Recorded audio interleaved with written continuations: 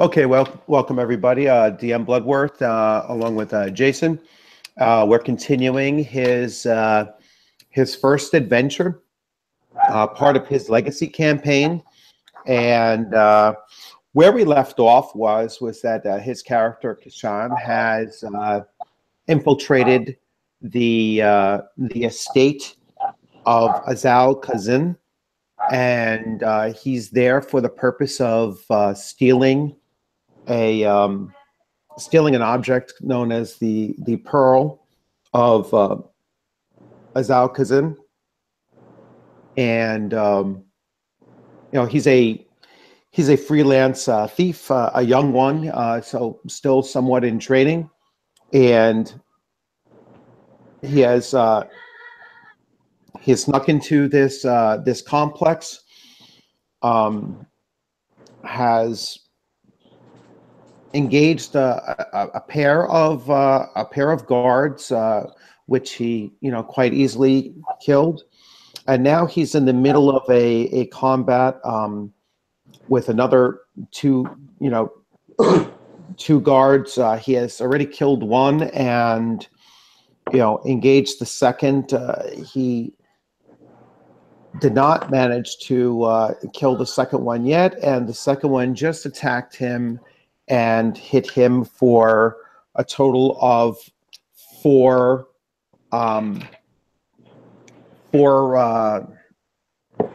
harms, or four hits to his his vigor, and we're about to roll hit location to see where the player has actually been hit. So rolling a 1d20, and that roll is a 10, and for hit location that is the torso. So you did take a hit to the torso. So applying your soak of your torso, you're listed as having a 1. So you took 3 hits to your vigor.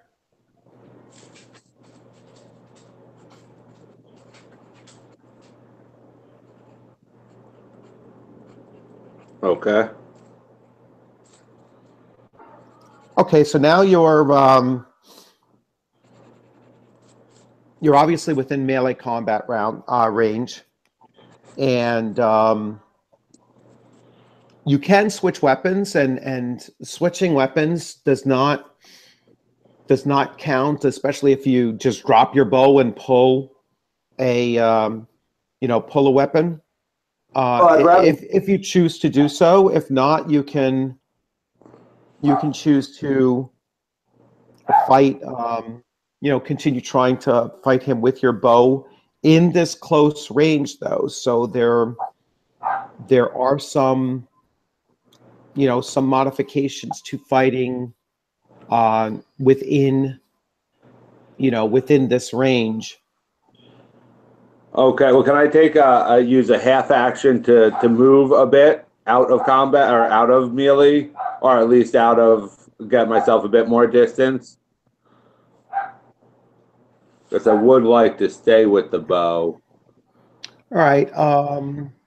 So what you're trying to do is,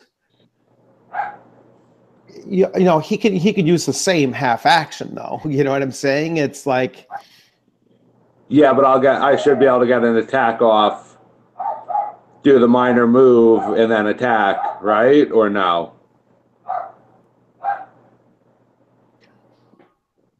All right. So what you're going to do is, you're going to have to make a conflict roll. All right. So you're trying to create a distance, and he's trying to oppose you in creating that distance. So what you're doing is you're using, we'll have you use athletics. All right. So you're trying to use athletics to generate that, distance, and he's going to do the same, essentially.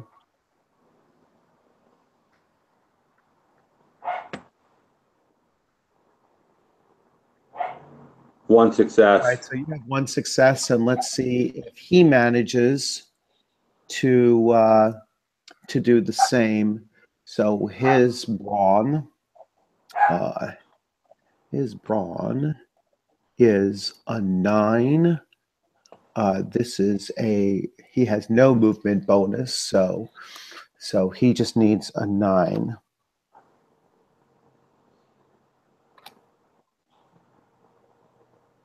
And he does. So, and his success is basically you're still within, you're still within, the range.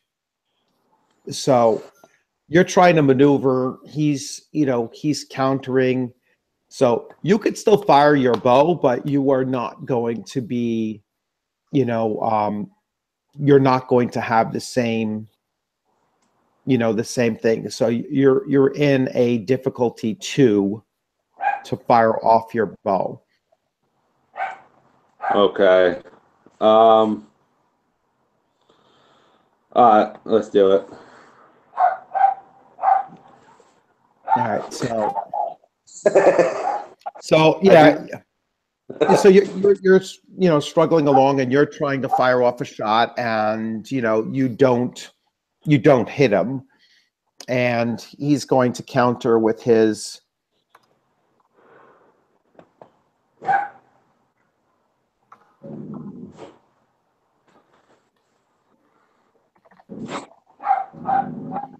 And his melee is so his combat is a 1, his melee is agility, so he's a 10. So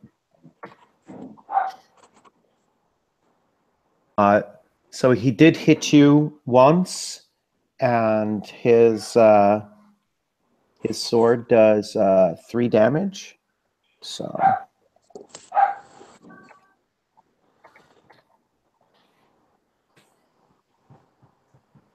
So holy cow, he did 6 points.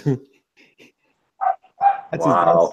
That's as best as he could have done. So your soak is let's see where he hit you.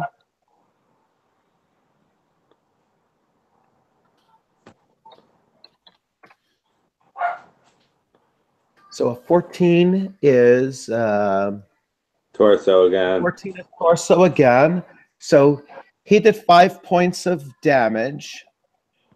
All right. Which is he's going to generate 1.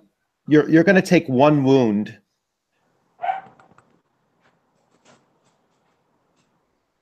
You're going to take 1 wound from that. So you took 4 damage to your vigor and 1 wound.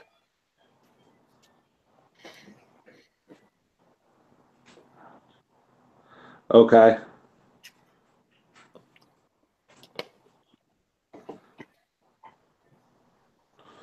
Okay, well, I'm going to use a fortune point to ignore the effects of all your wounds. Okay. All right, so that means that you'll have no reduction. I mean, you still have the wound, but yeah, no reduction in your in your difficulty abilities. All right. Next action. I drop the bow and pull out my sword. Okay. So let's see what I can do with that.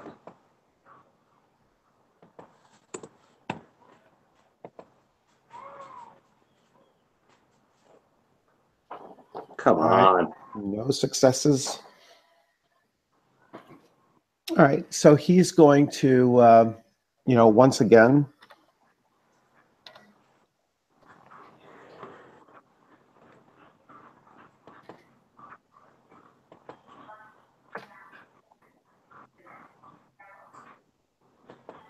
All right. He had 1 success.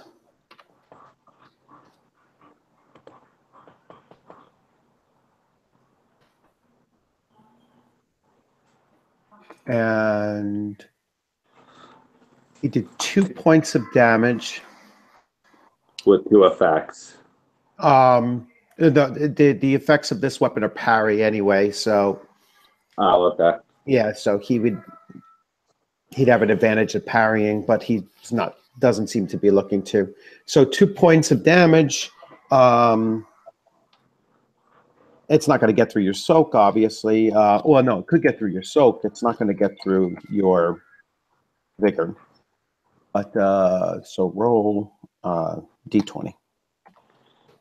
Now let's see where it hit you. 18 is left leg. Left leg. All right. So, and you have you have no armor to your on your legs. So yeah. So he does 2 points of vigor. What's your vigor now? You're down. You took 4. Now another 2.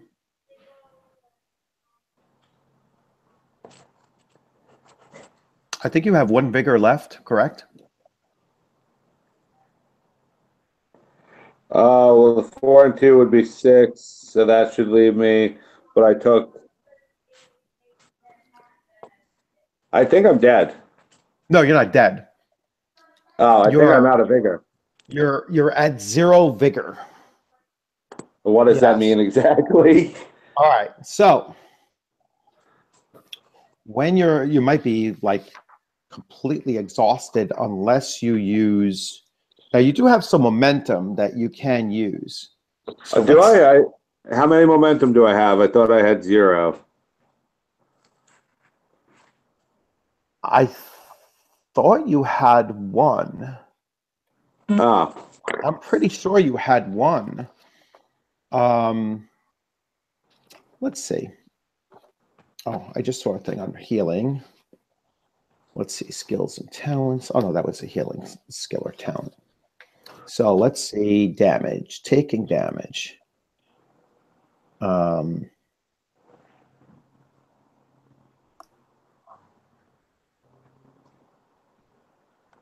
action scene, damage, 124. So page 124 in the book if you're following along. And we'll see.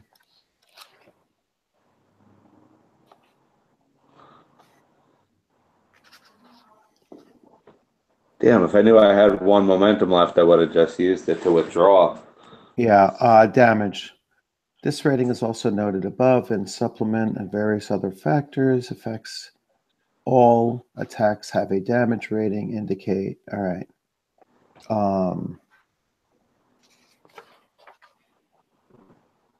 Recovering from damage, morale.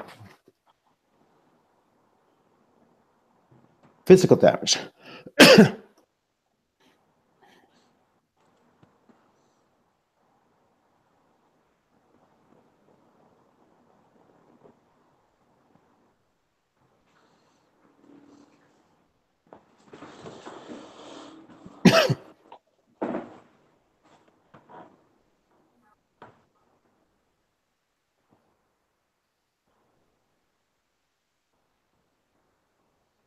Characters attempting to recover vigor or treat the wounds of an ally should use a healing skill.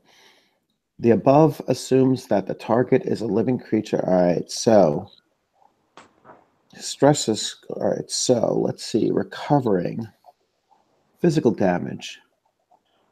The stress associated with the physical damage is vigor.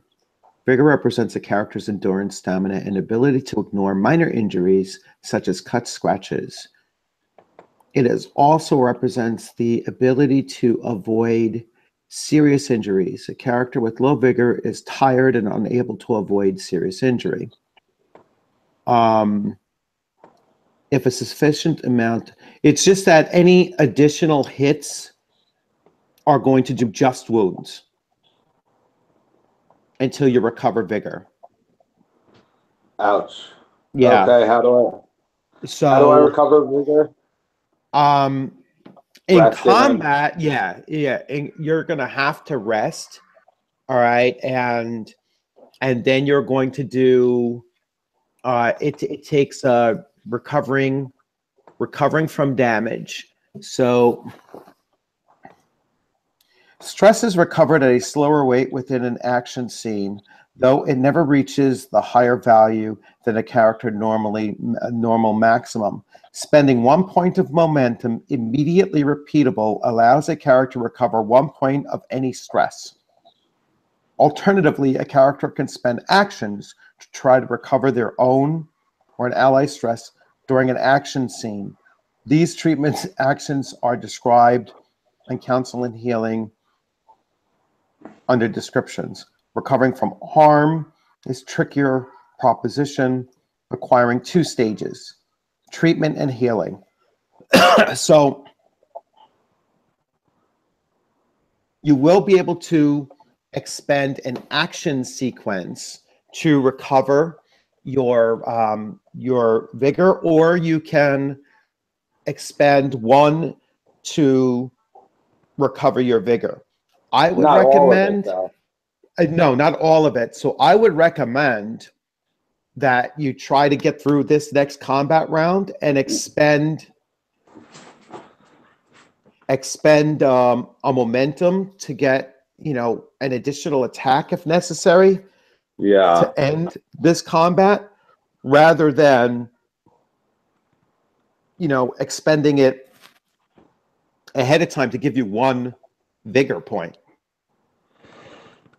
Because he's going to,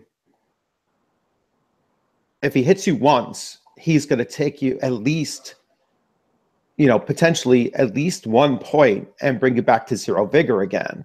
Yeah. So I would go into the next combat round and try to hit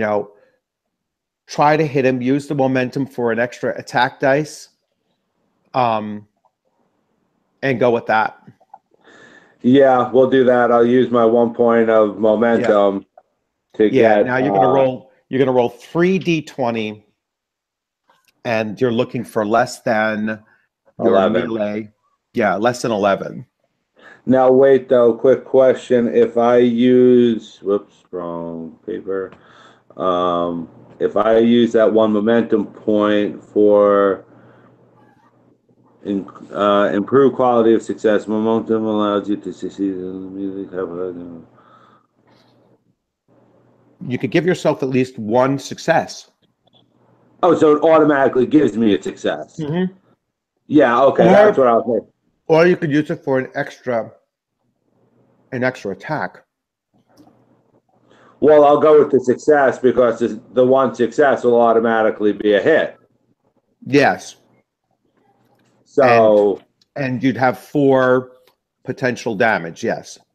Yeah.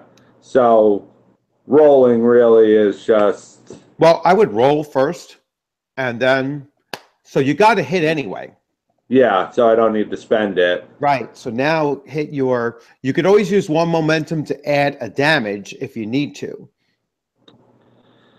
Okay. Do I have to decide that before or after? No, I'd roll it first and then decide to add 1 if you need to afterwards.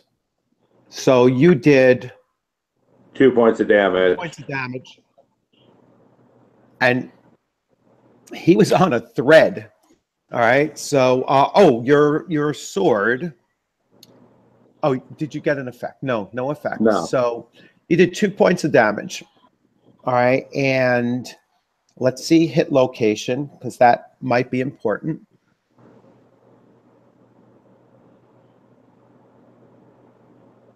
Oh, do you want me to roll it? Oh, yeah. Roll D20.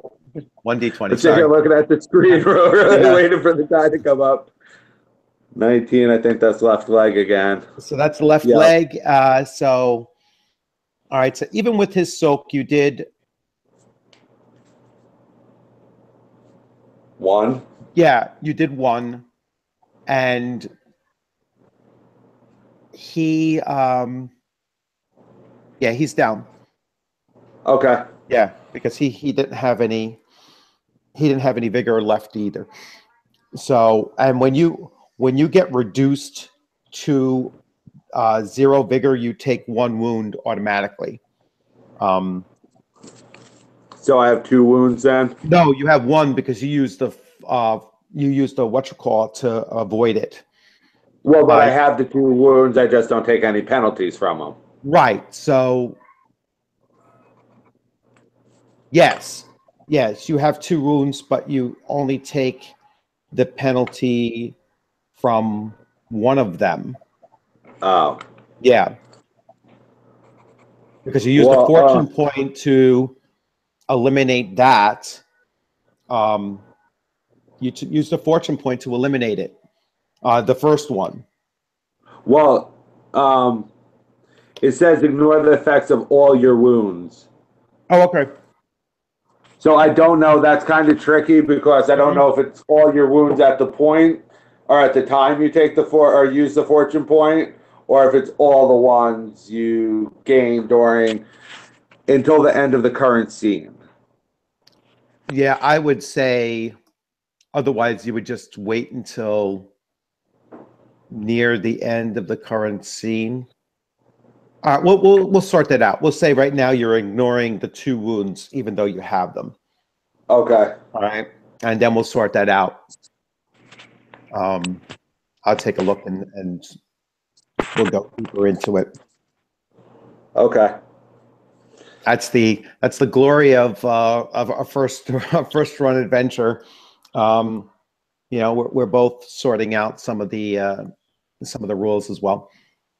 So, all right. So he is down, and you're kind of hurting. So, what are you looking to do now? Well, I got to get this body hidden in the body by the door. All right.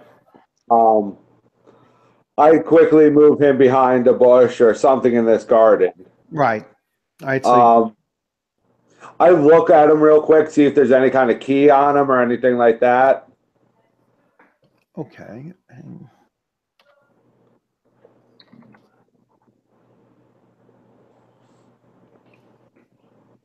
I'm checking something for you.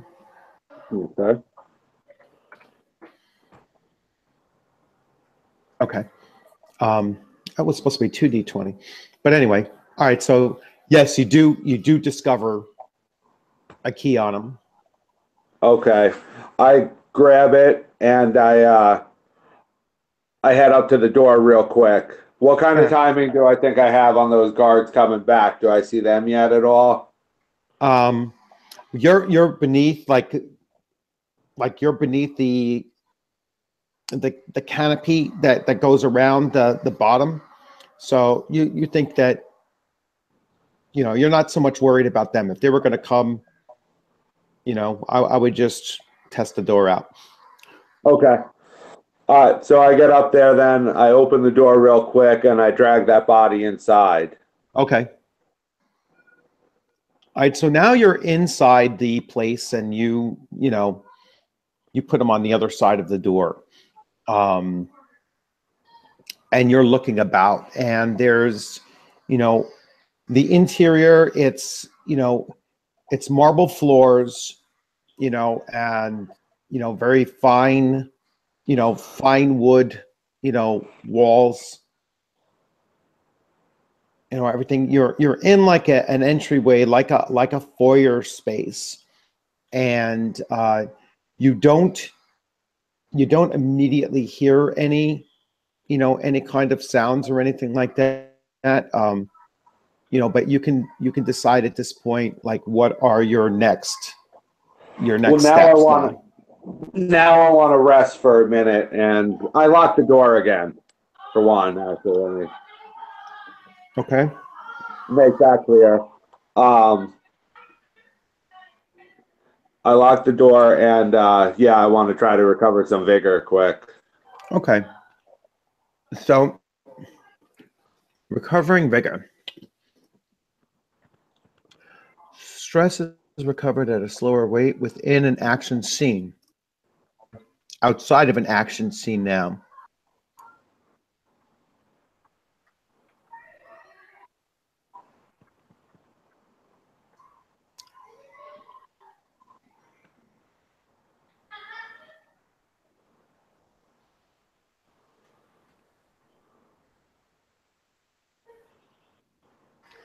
All right, so you're out of the action scene. So your vigor is actually going to recover quite quickly.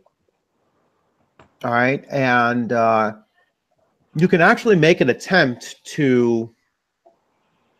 You can actually make an attempt to treat harm.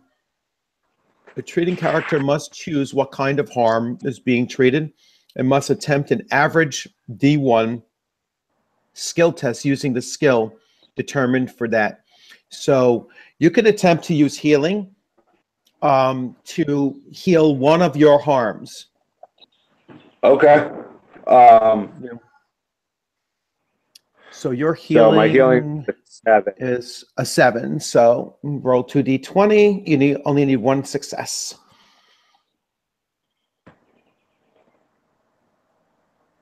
Hey. Okay. So, all right. So you healed a harm.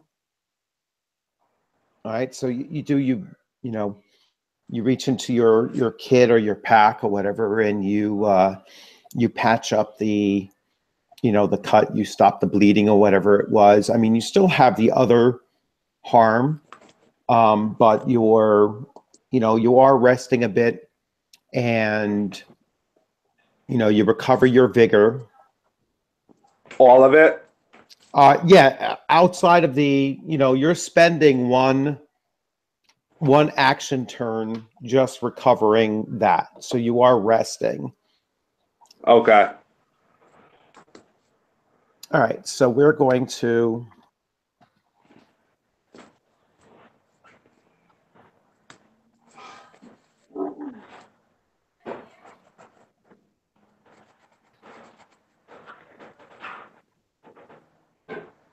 all right, and you make a roll.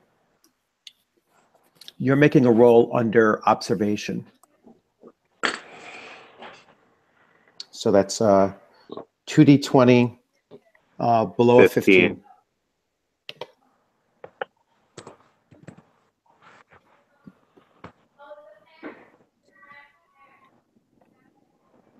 Awesome. It's so funny that 3D dice, it almost looks like it could be a 20 or an 8. It's like it's on the edge. I know, it went on the edge. Yeah. I'm like, did it freeze up on me? And not it's like teetering there, but I was like, all right, it's a good thing it actually prints them out. All right. You do hear movement, on this floor, and it seems to be coming from it seems to be coming from your from the like a right-hand corridor, that leads into this foyer. Okay, what kind? Does it sound like footsteps or? Yes, it sounds like footsteps. Okay, I got my bow. Well, I try to do a stealth check. Maybe go around the left corridor. Okay. All right, so you do stealth. But I have my bow drawn as well. Bam! And I think that's also momentum. Yeah, that's momentum. That's 3 successes. So you very stealthily move, move out towards the other direction. Okay. And you have 1 momentum again. Dose. 2 momentum. That's right, because you're. And actually, I never used that 1 momentum. Right. Oh, so you have 3. So yep. All right, so you have 3 total. There we go. Starting to build a pool up here. Right. Yeah. All right, so you start going down that other corridor.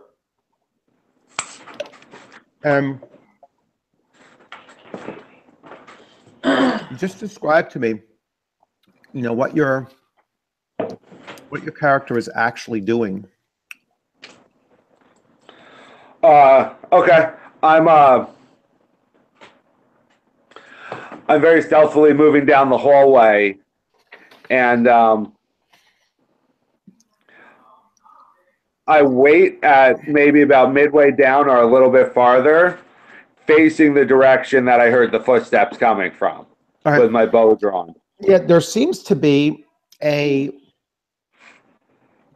you're going down the other way, so from the main foyer area, You start going down the one hallway, and there seems to be, as you turn a corner, you could see like the central section of the, a central section of the building, seems to be like a solid section, but you do come to a stairway going downwards.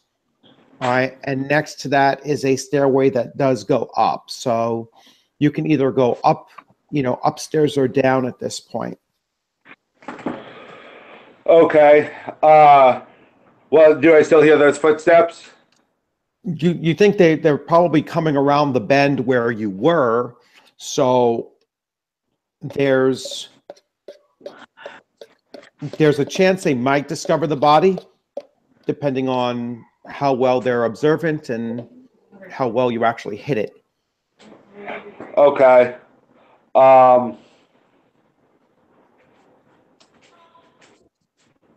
Okay.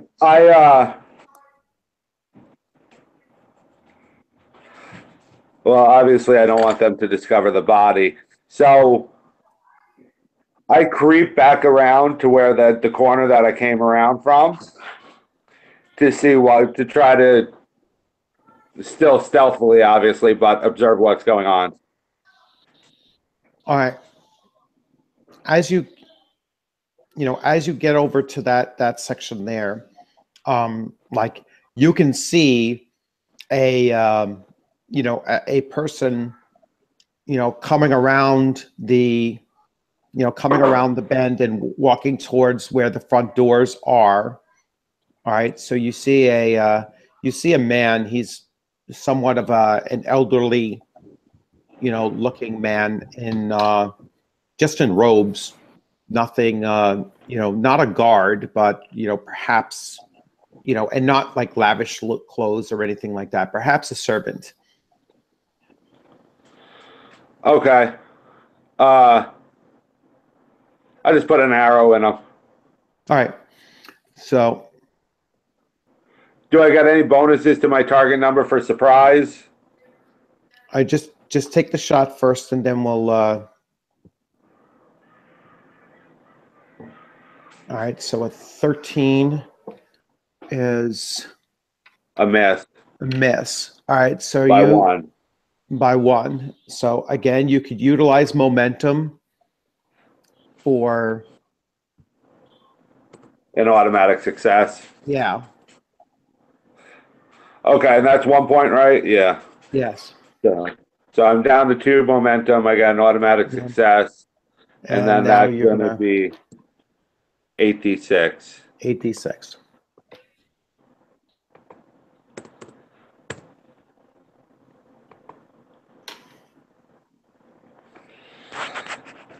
So that's 2, 3, 4, 5, 6, 7, 8 points of damage, and 1 effect, which is penetration, which piercing.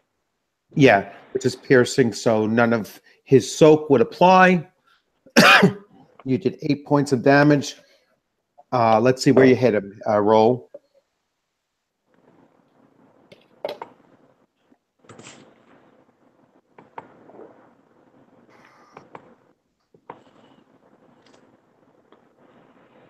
A 4. I think that's right arm.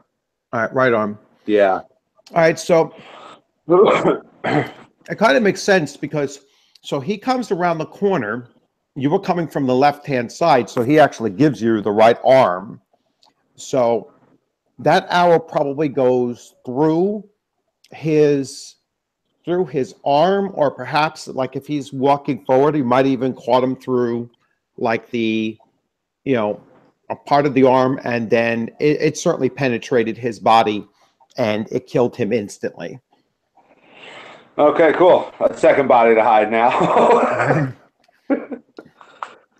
Well, I guess I take a moment then to, I pull out my arrow out of him. I pull my arrow out of the other guy too, so I'm not losing arrows. I hide both of them better. Okay. Make it, try to put them off in the shadows or something like that. Best I can. I guess at this point, I just what? All right, so you kind of stash their bodies a little bit better, behind a curtain or in a small alcove or something, and so now you're doing what? You had seen staircases, one going up, one going down. Yeah. Let's go down. Let's see what down brings. Yeah. All right, so you go downstairs, like I'm assuming stealthily, so you can, you start heading down, downstairs as quietly as you can, and it's like a salon area type. You see, couches, very plush couches and everything, and in the very center is like a fish pond type thing, a fountain with a pond, and there's fish in it. It's just like a lounge area. Okay.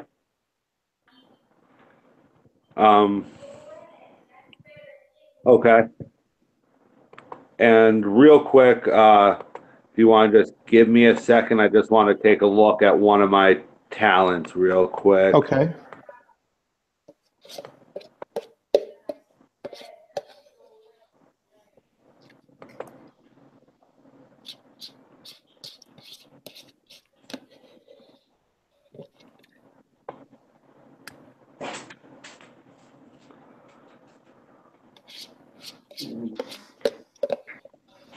Huh.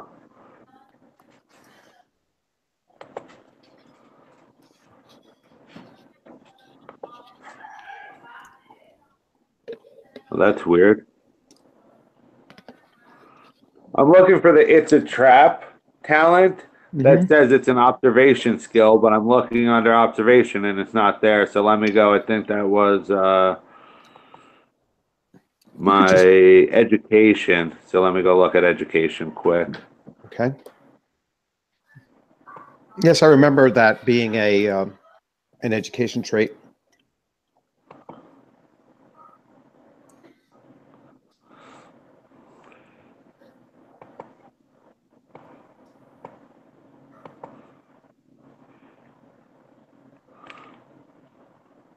Yeah, but under the largely absent, which was my education, it says one talent associated with one of the above skills, which was observation, but it's not under observation. Well, do you want to make an observation roll? I mean, ultimately, that's what you're looking to do? Well, I just want to make sure I'm not walking into something, you know what I mean? All right, so make an observation check.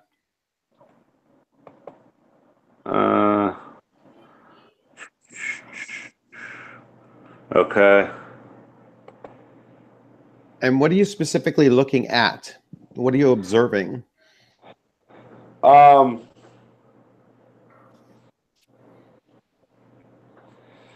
so other than the furniture, the only other thing really in here is a pond. Yeah, the fountain and the pond. Looking at. So, are there any doors out of here? No, only the entrance that you came through that you can tell. I guess actually I'm more looking for something else then.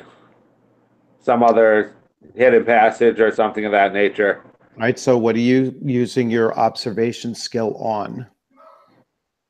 Oh, so you got 2 successes. What are you looking at? I'm 3 successes. All right. The pond. All right. So you have 3 successes, one of them exceptional, which they call a gift of the gods. All right. So a blessing of Mitra, they said, is rolling a natural 1. All right. So you gained a momentum. You're looking into the pond and you can see that there's fish and there's there's fish, and there's other like coral and other rock features, and there's giant clams and other types of crustaceans and such. Okay, I guess. Do I? I mean, I grab one of the clams. Do the clams look All right, so not right? well, you have to go into the, so you're going to go into the water. What kind of deep? It's kind of deep. Yeah, it's probably about 6 feet deep. Oh, wow. Okay. It's not like you could actually reach into it. You'd have to actually have to go into Go it. into it. Okay. Okay. Yeah. Well, that means. Well, okay. I give a look then to make sure. Is there anything in here that I see that looks like it'll cause me harm, other than, maybe a crab bite or claw? Yeah, you don't see anything that looks, overly aggressive. Like there's no sharks in it or anything like that. Yeah. Invisible sharks with laser beams. Right. So. Yeah. So I head in then, I guess. Yeah, you head in and you start investigating, and you're gonna grab at the clams. Would make the first sense anyway. See if there's any that don't look right, so, or maybe. Yeah. So you grab a hold of the clams. You grab the larger ones and everything. And what are you going to do with the clams? I take my knife and I guess I shuck them.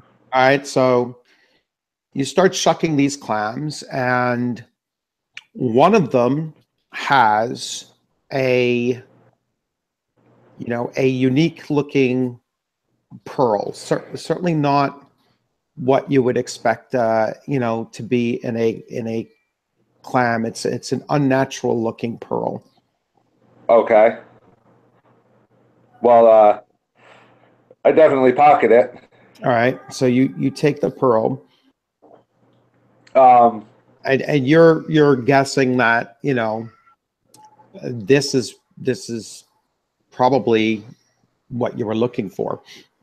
yeah. Well, I check a couple of other clams real quick too. Yeah. None of the others they don't have anything in them. Okay. Okay. I get out then. Just for shits and giggles, I do another observation check. Okay. See if if this guy's prone to hiding things in water, maybe there's something else in here too. Right. Oh, Damn, that's 3 again. Another momentum, yeah. So that's another momentum gained, and no, there's nothing else. Nothing else in there. Okay. Okay, then I get out and I guess I head back to the stairs. All right. I do a listening check, or I listen. Do I hear anything? All right, that's an observation. So roll an observation check. 15 and a 1. You are on a roll. All right. So, and that's 2 successes. You only needed 1. Yeah, you don't hear anything. So you're up to 4 momentum. I believe you're up to 4 momentum. Oh, you froze.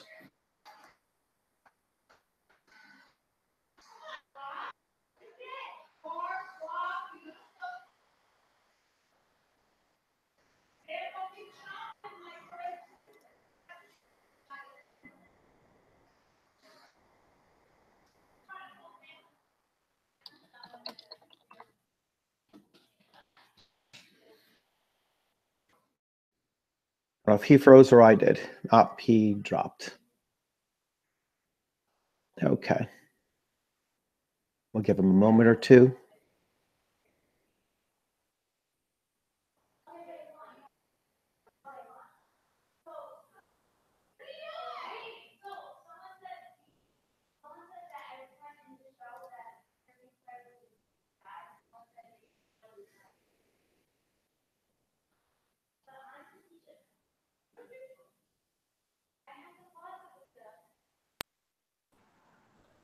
There we go.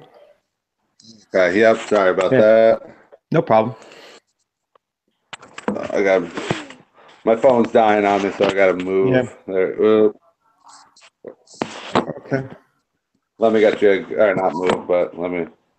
All right. There we go. Okay, so yeah, sorry about that. Two No problem. successes on the listening. All right. So yeah, you listen and you don't hear anything. So you get back up to the top of the stairs. So what are you going to do now? I should probably leave, but I'm gonna check out upstairs. All right. So you're going to head upstairs. And I'm All gonna right. do that obviously stealthily. All right.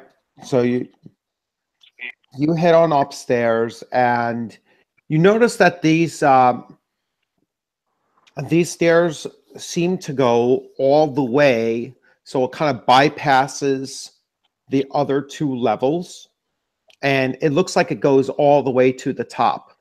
So they kind of spiral, once they get beyond that first level, it goes into a spiral that seems to go all the way to the top. Let's do it. All right. So, and you get to, you start approaching the top door. And what are you going to do at that point? So what do I do? Pretty much just come to a small landing with a door? Yes. I put my ear to the door. All right. Put your ear to the door so you're listening, so you can do an observation.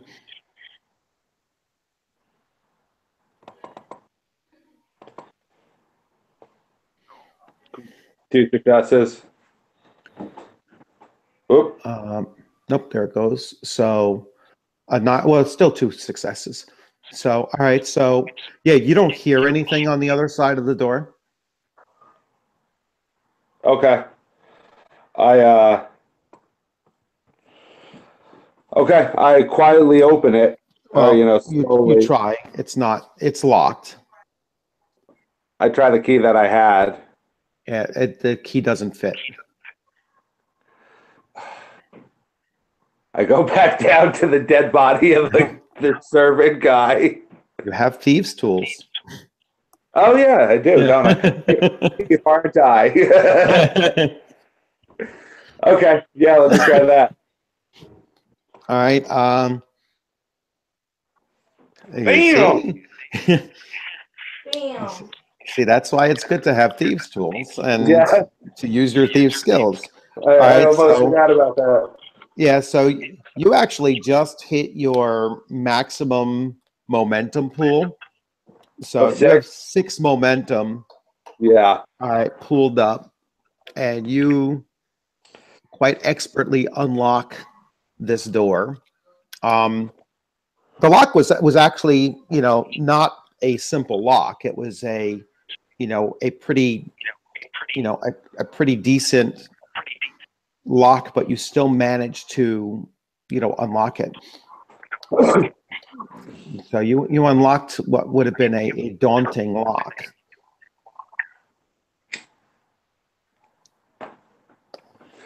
I am a master thief. Yes. Well, or an aspiring one. Yes. So now you've unlocked the door. Okay. Now I open it up quietly. All right.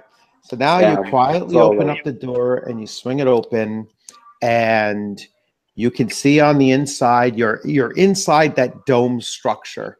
You can see that's, it's a golden dome that's up around you, and in the in the center of the room, there's a long table, long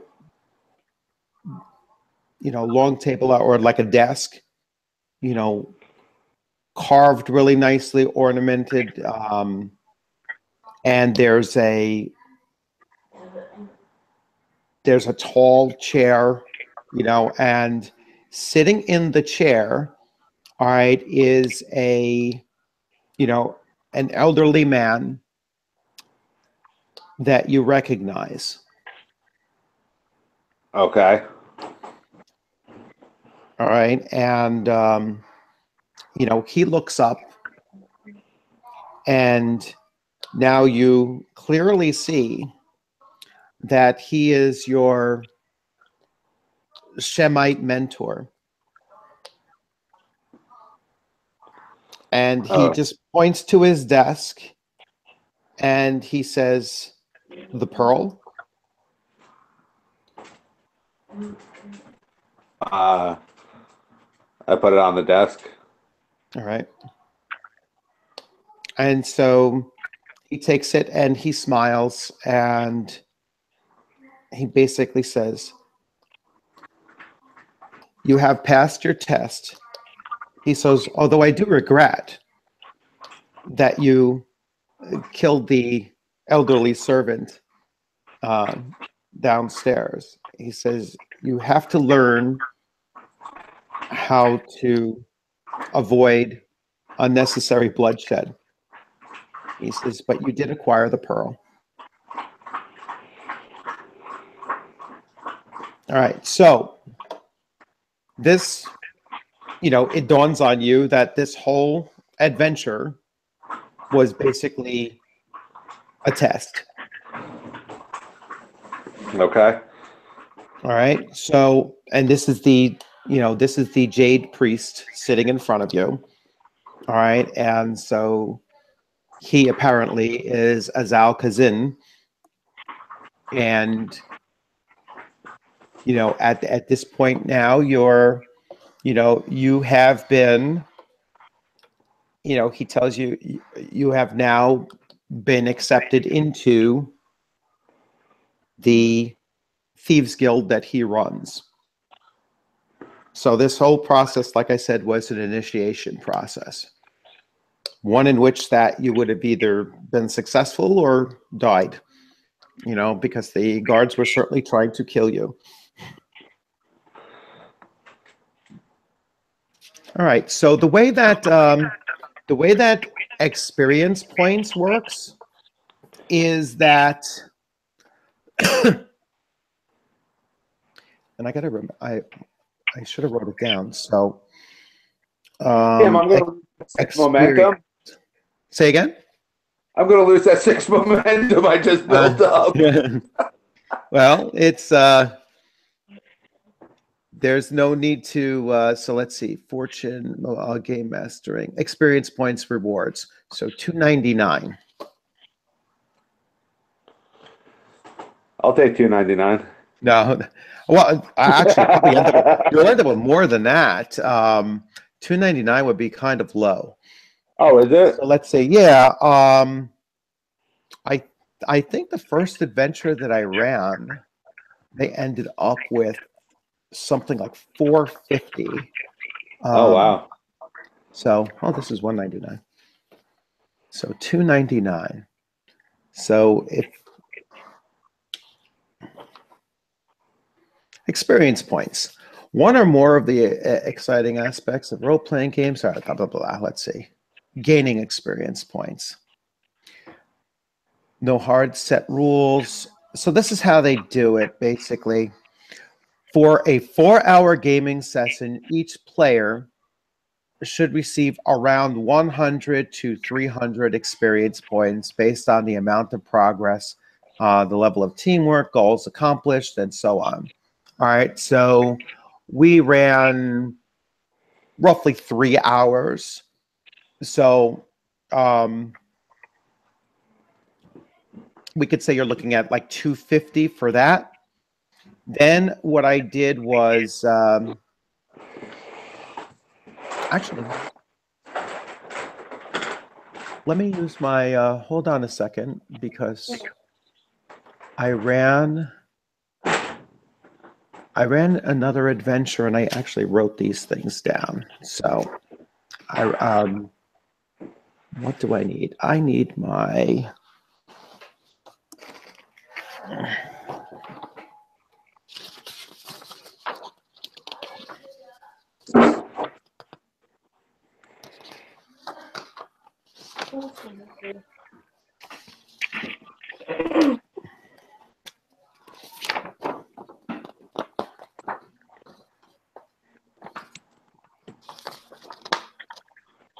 Here we go. So this is how I do experience points. So you gain 75 experience points per hour. All right, so that's a 3-hour gaming session. So that's 225. That's 225. 225 plus. Then we're going to go. The other thing I do is 50 experience points for role playing. I think you pretty much stayed with your character. 10 experience points for every momentum roll that you acquired. That's something that I would say over the course of the entire event, you probably gained about 140. No, about oh yeah, probably about I was going to say between 12 and 14. So or 13 maybe. So that 140. That's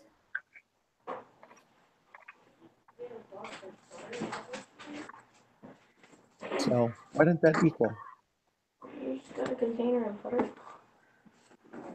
Why didn't that equal? That's weird. What did you give me for role play?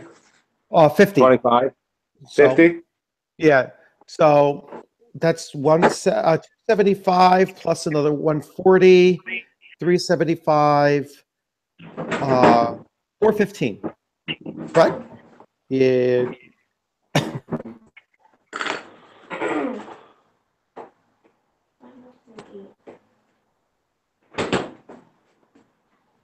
Okay, so 415, that's the grand total. Yeah, this thing doesn't act as a calculator.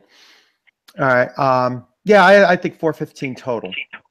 Now, okay. The way, and then on top of that, your renown.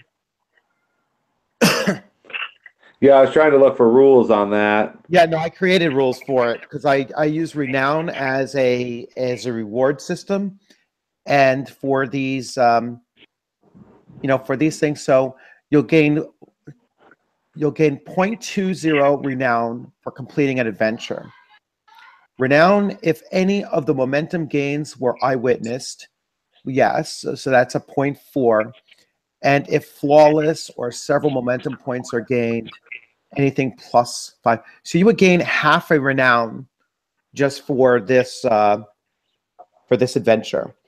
All right, and the reason why, the reason why half is important is from 0.5. At 0.5 renown, you actually have a chance of attracting your own minion. All right. So, because you're playing in a solo adventure, as a solo campaign, the way that the system works is that, an individual player character can gain up to 3 minions, one of which could actually be toughened, but that's at a renown of 5, which is the maximum. So that's what we're working on. That's what I'm working on for the thing. Hold on one second. Sure.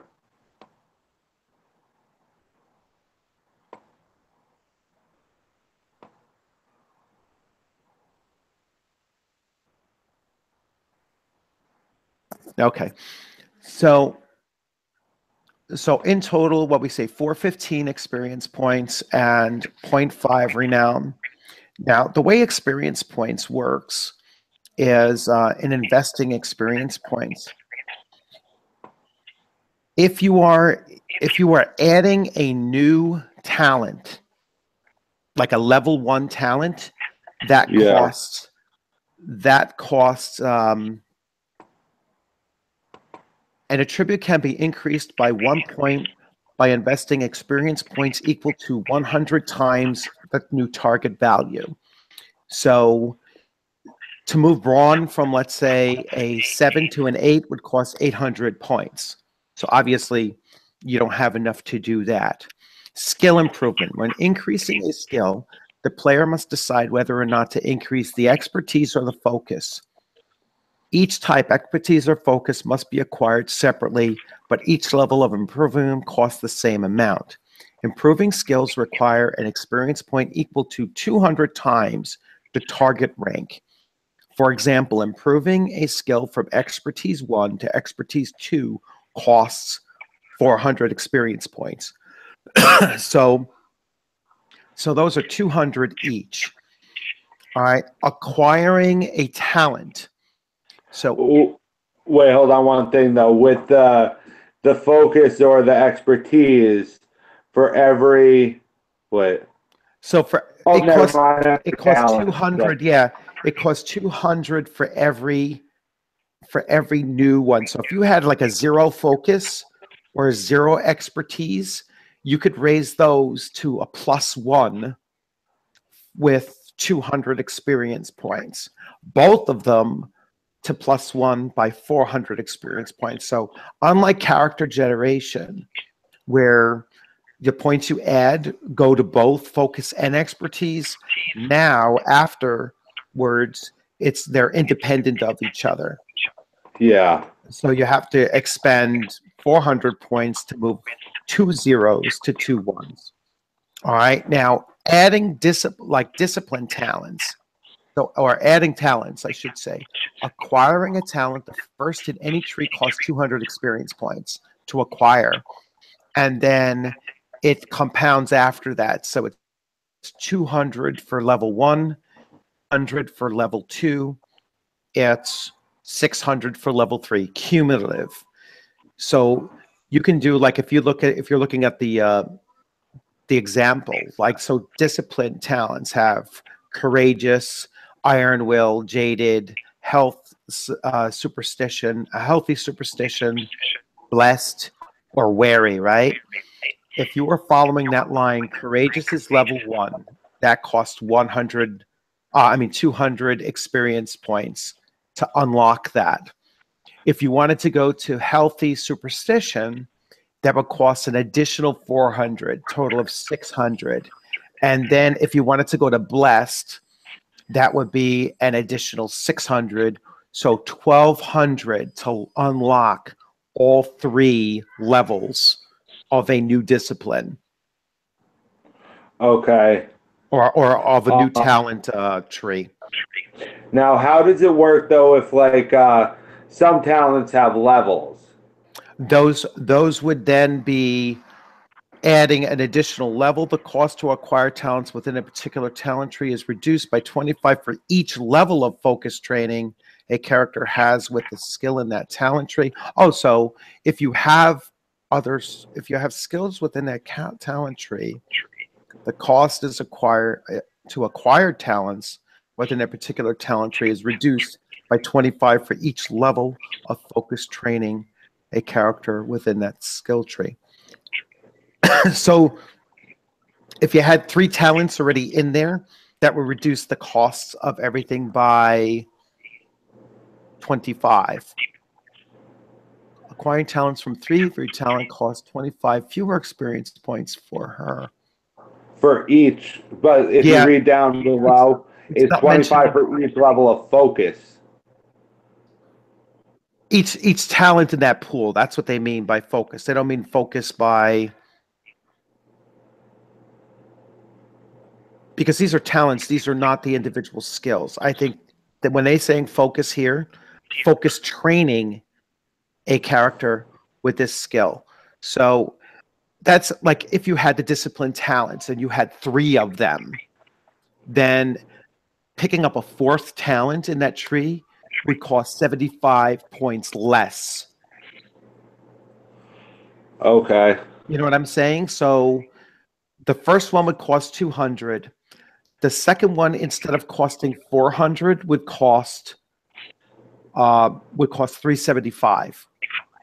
The third one, instead of costing 600, would cost 550.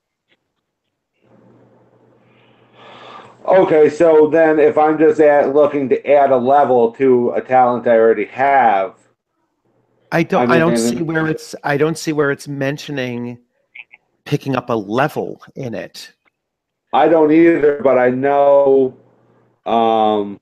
like my living shadow under stealth has 3 levels, but let me just double check it. But I know skills have levels. Yeah, because even on my character record sheet, it shows 3 different like levels. I have thief, my archetype thief, as a rank of a 1. Yeah, so I don't know yet, but what we'll do is again, I mean, this is not going to. This will come into play when we play next with your character, and so we'll do a little bit of research. We'll do a little bit of reading and see exactly. I mean, what's set in stone right now is that you gain 415 experience points and half a point of renown, and we'll leave it at that. And you gained the pearl. You gained the pearl, so the pearl is yours. So, and I'll work out the value of that pearl. Okay.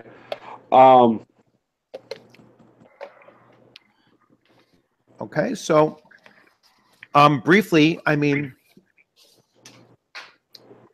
how'd you like the adventure? I thought it was good. It was fun. It definitely kept me on my toes. Yeah, I mean, did you like the fact that, like, what I try to do is I try to make sure that you're kind of looking at everything and you're using almost everything that's on your character sheet, including skills that you might not really be that skilled in. All right. Because I really encourage, I like for my adventures to encourage you to, to really not become like a jack of all trades, but certainly not to discount any skills that, that are generic in nature, let's say. I mean, like, I'll most likely not throw too many sorcery challenges at you, because your character isn't a sorcerer. But,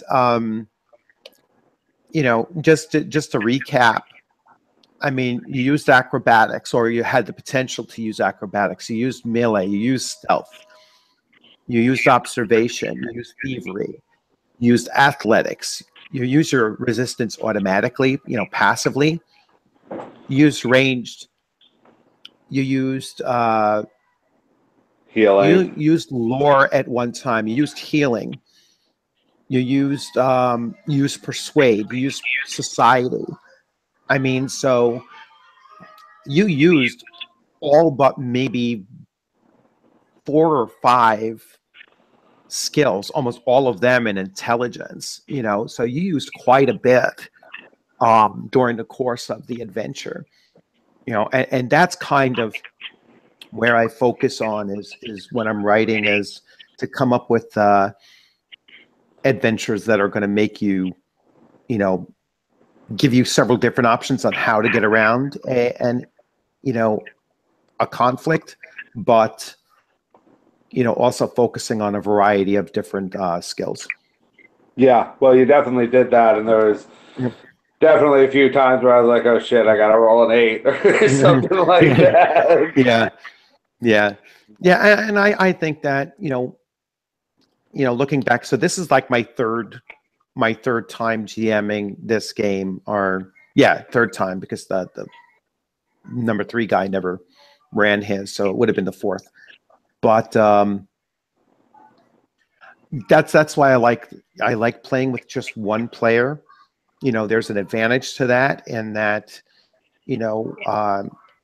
it can really focus on you and your decisions, and it does, I think, move faster, because I know when I've DM'd other or GM'd other games and game systems, like 4 or 5 players, things do get kind of bogged down.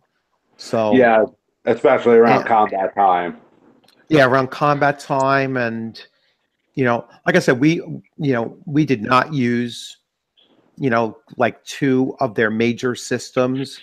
I don't use complications because, like I said, if and I don't use Doom.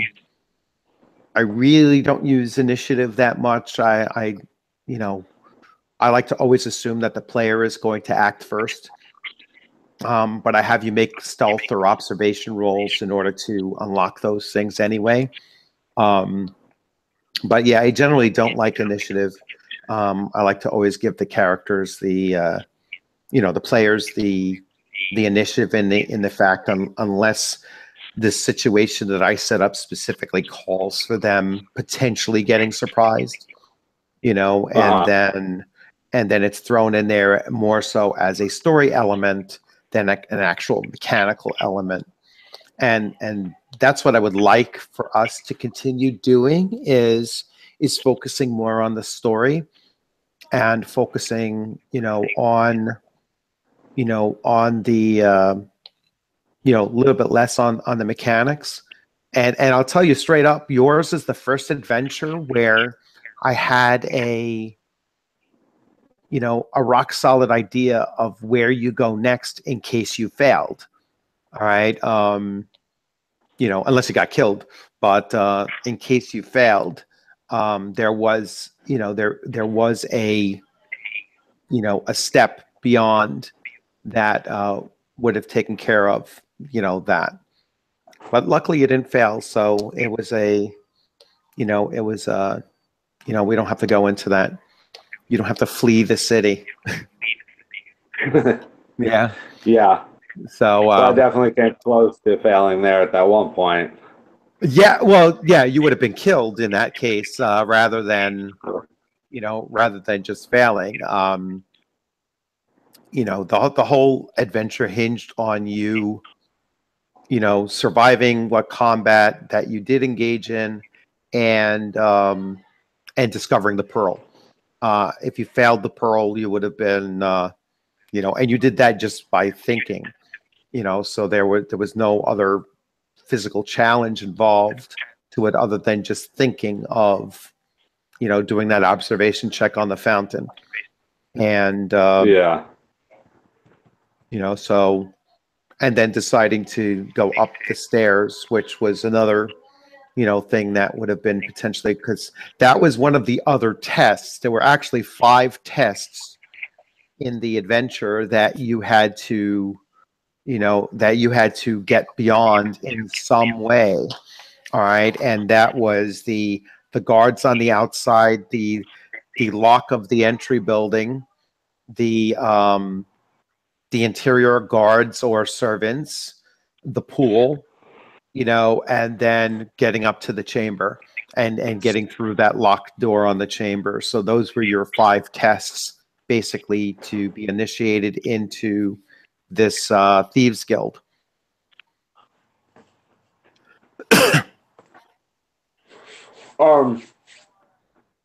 Speaking of which, and we don't have to do it right now, but I guess I just wanted to put the idea out there that if possible, I would like to talk to this guy some.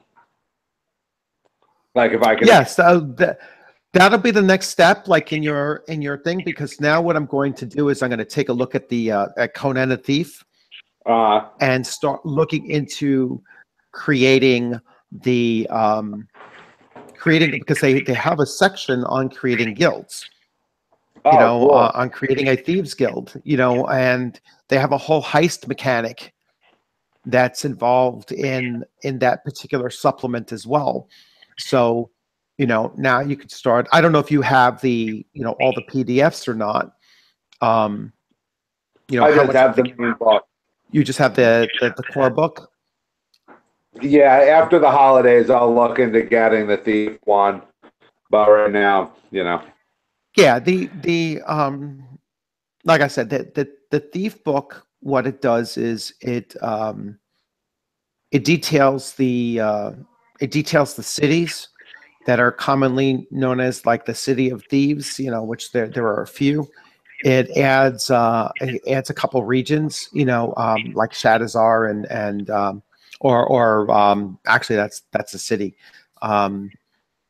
I guess Shem and so on, and the heist system in generating different heists. So it's really a DM tool, and then the creating of an organization, creating a guild, a thieves guild. So that's my next step. Is there a lot for a player in there? Well, yeah. I mean, it has all of the. It has new character archetypes under the thieving umbrella. You know, so it does have it. But yeah, if you're looking to play, you know, you're a thief character, you know, quite often, then I would recommend getting the at least the PDF of the of the book. You might even see if they put the PDF bundle. I don't know how much they charge for it, but maybe they'll have a Christmas a sale on the PDF bundles, and you can see how much it would be to get all of the books in PDF form. Yeah. All right, so I'm going to stop the broadcast at this point, and you know, but we could still stay on and talk. So for the viewers, you know, thank you for popping in, and hope you enjoyed. And we'll continue running these campaigns and other adventures. I'm thinking next week I might run a prefab adventure, because this being the holiday month, I'm kind of stretched for time in writing. So I might give one of those prefabs a run, and maybe bring like the 3 or 4 of you together for a one shot, disconnected from your current track, your legacy track. So it'll be next week. Oh, you broke up a little. Oh, I was gonna say we'll talk about it offline as far as scheduling, but yeah, we'll talk about that offline. All right. Well, thanks a lot for joining in, and thanks a lot for your feedback, and thanks a lot to the viewers. And we will have this this posted up shortly. All right. Thanks a lot.